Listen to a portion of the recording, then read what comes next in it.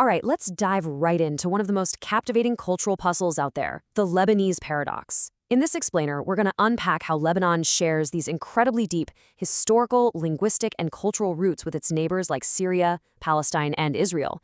And yet, despite having all of this shared Levantine DNA, it maintains a fiercely unique autonomous identity.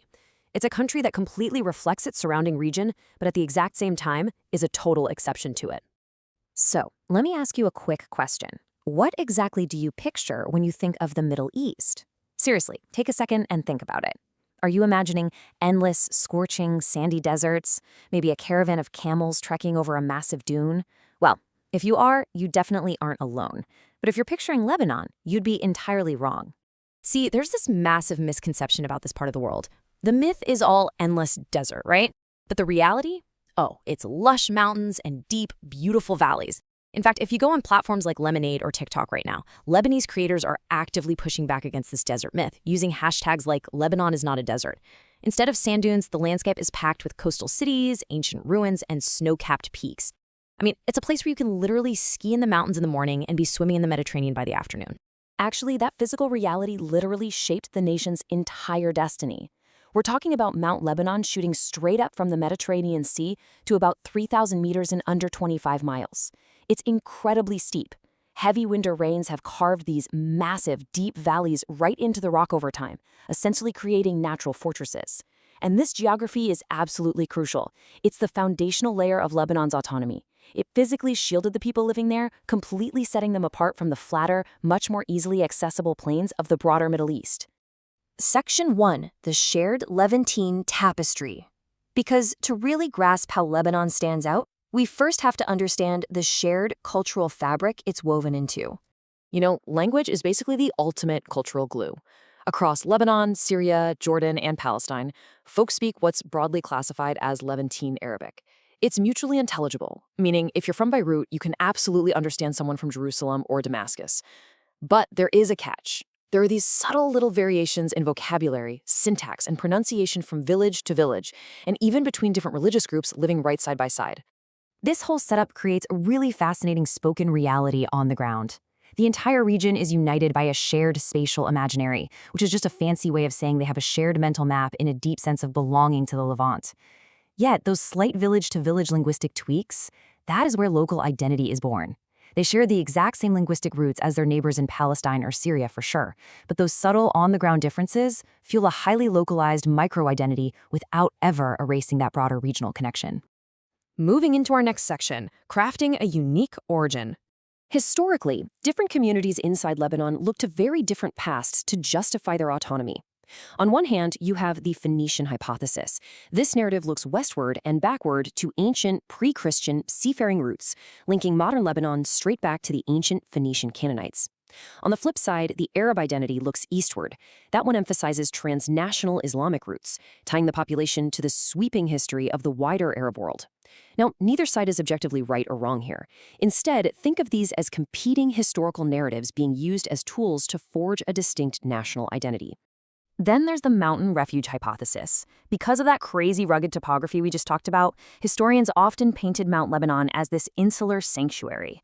The mountain basically became a haven for persecuted minorities, groups like Maronite Christians and the Druze, who were fleeing the more accessible plains to escape various empires.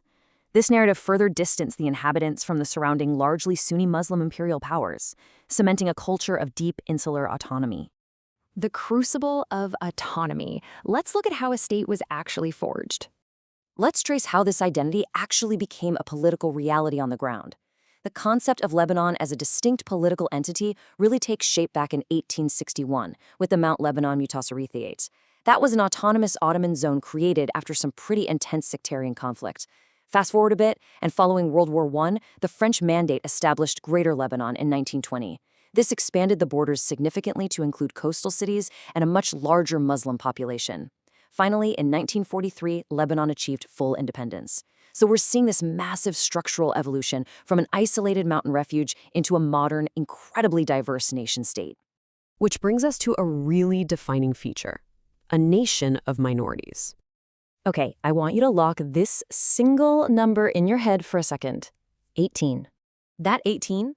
That represents the astonishing number of officially state-recognized religious sects living within Lebanon's borders today. We're talking 12 Christian sects, 4 Muslim sects, the Druze, and a Jewish community. This is completely unique in the region. If you look south to Israel, you see a state primarily defined by its Jewish identity. If you look to the Palestinian territories or Syria, you see predominantly Sunni Muslim majorities. Lebanon, however, is structurally defined by unparalleled multi-religious diversity. There's literally no single majority. Everyone belongs to a minority group. Because of this intense built-in diversity, Lebanon runs on a system called confessionalism.